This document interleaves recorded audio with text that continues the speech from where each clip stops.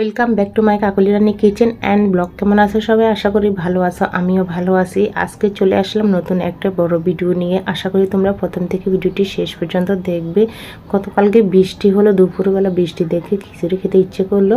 তো এই খিচুড়ি রান্নার জন্য এখানে ডালে চালে সব কিছু আমি রেডি করে নিলাম। এক পট চাল নিলাম আর এক পট 2 রকমের ডাল নিয়ে নিলাম, মুগ ডাল আর খেসারির ডাল।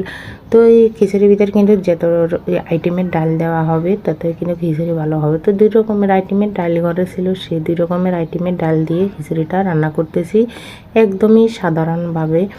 তো এই সাধারণ কোনো কিছু রান্না করলে অনেক সময় ভালোই লাগে খেতে, ভালো খারাপ লাগে না।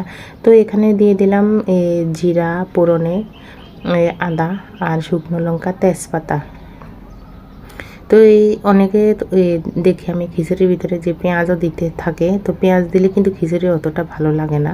তো এখানে দেখো চালে ডালে সব কিছু ধুয়ে পরিষ্কার করে নিলাম। মাপটা তোমাদের দেখেই নিই। প্রথমে ভেবেছিলাম তোমাদের সাথে শেয়ার করব না, পরে না দেখি না শেয়ার তো করতে হবে। তো এখানে পাতিলের ভিতরে দিয়ে দিতেছি। পাতিলের ভিতরে দিলে খিচুড়িটা আরও ভালোভাবে হবে। প্রথমে আমি কড়াইয়ের ভিতরে খুব ভালোভাবে ফোড়ন দিয়ে কষিয়ে নিলাম। এখন দিয়ে দিলাম পরিমাণ মতন লবণ।